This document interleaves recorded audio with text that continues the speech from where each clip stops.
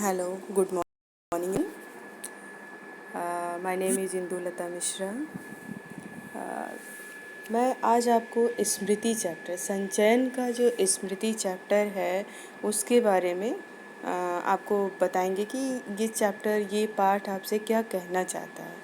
ठीक है, तो देखिए, स्मृति श्री राम शर्मा द्वारा रचित एक कहानी है। सन 1918 ईस्वी की बात है। दिसंबर का आखिरी या जनवरी का प्रारंभ होगा। चिल्ला जाड़ा मतलब होता है कि बहुत ही चिलचिलाती हुई जाड़ा, यानी बहुत ठंड, ठिठुरने वाली ठंड पड़ रही थी। 2-4 दिन पूर्व कुछ बूंदाबांदी हो गई थी, इसलिए शीत की भयंकरता और भी बढ़ गई थी। सायंकाल के 3:30 बजे सायंकाल यानी शाम के 3:30 बजे या 4 बजे होंगे कि साथियों के साथ मैं झरबेरी के बेर तोड़ तोड़ कर, झरबेरी मतलब जैसे झाड़ होता है ना, छोटे छोटे पेड़ों की बात इसमें हो रही है कि झरबेरी के पेड़ से, जो सड़क के किनारे छोटे छोटे झाड़, छोटे छोटे बेर के पेड़ होते हैं, उसको झरबेरी का पेड़ कहा गया है। बेर तोड़कर खा ही रहा था कि गांव के पास से एक आदमी ने जोर से पुकारा कि तुम्हारे भाई बुला रहे हैं, शीघ्र ही लौट आओ। मैं घर को चलने लगा, साथ में छोटा भाई भी था। भाई साहब की मार का डर था, इसलिए सहमा हुआ यानी डरा हुआ चला जाता था।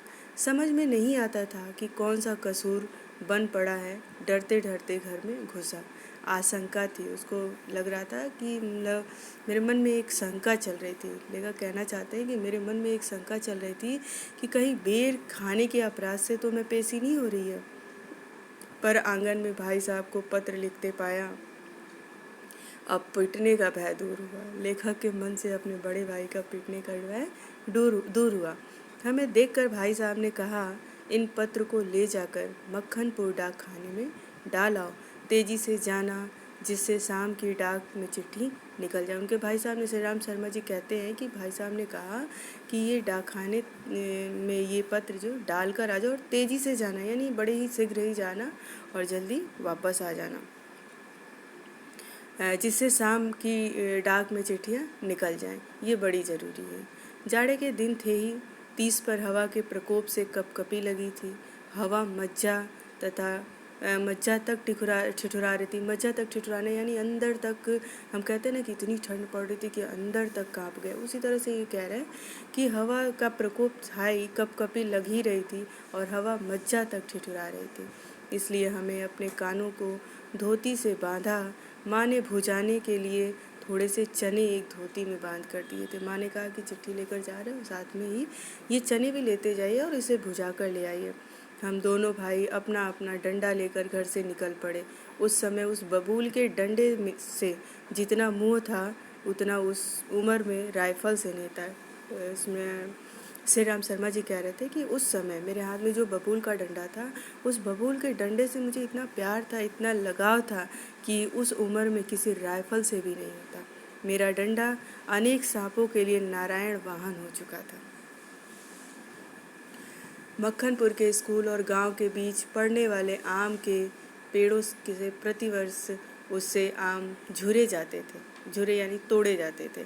इस कारण वह मुक डंडा यानी बिना बोलने वाला सजीव सा प्रतीत होता था। जो डंडा था वो बोलता तो नहीं था, लेकिन वो सजीव सा, जैसे उसमें प्राण हो, ऐसा प्रसन्न चलता था।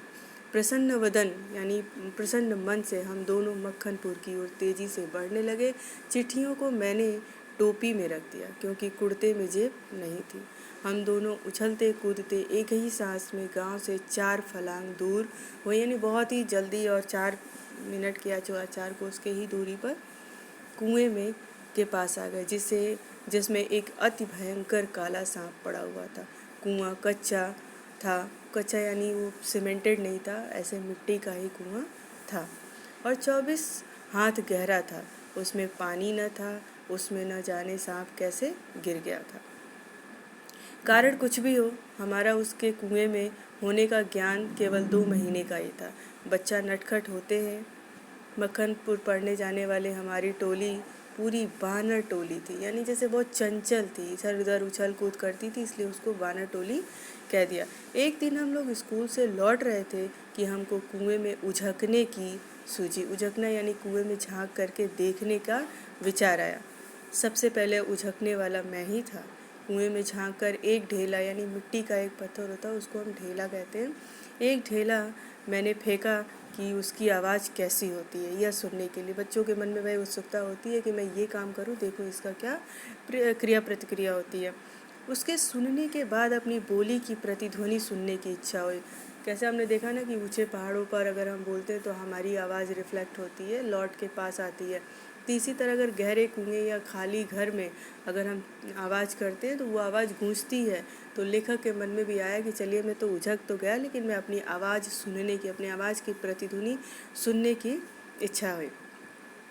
पर कुएं में ज्यों ही ढेला गिरा त्यों ही एक फुसकार सुनाई पड़ी। कुएं के किनारे खड़े हुए हम सब बालक पहले तो उस फुसकार से ऐसे चकित हुए जैसे किलोले करता हुआ, यानी मन में क्या विचार चल रहा है, कैसे कोई खेल करता हुआ मृग समूह, जैसे ऐसा लग रहा था कि बहुत ढेर सारे सांप एक साथ खेल रहा है और किलकारियाँ यानी आवाज़ करते हुए समीप के कुत्ते की भौंकने से चकित हो जाता है। उसके उपरांत सभी ने उछल उछल कर एक एक ढेला फेंका और कुएं में से अपनी क्रोधपूर्ण फुसकार पर कह लगाए। गांव से मक्खनपुर जाते और मक्खनपुर से लौटते समय प्रायः प्रतिदिन कुएं में ढेले जाते थे। मैं तो आगे भाग कर आ जाता था और टोपी को एक हाथ से पकड़कर दूसरे हाथ में से ठेला फेंकता था। यह रोजाना की आदत सी हो गई थी। सांप से फुसकार करवा लेना मैं उस समय बड़ा काम समझता था। इसलिए जैसे ही हम दोनों उस कुएं की ओर से निकले, कुएं में ढेला फेंककर फुसकार सुनने की प्रवृत्ति जागृत हो गई। मैं कुएं की ओर बढ़ा, छोटा भाई मेरे पीछे हो लिया जैसे बड़े भाई। अब तक के लिए इतना ही, शेष अगले वीडियो में।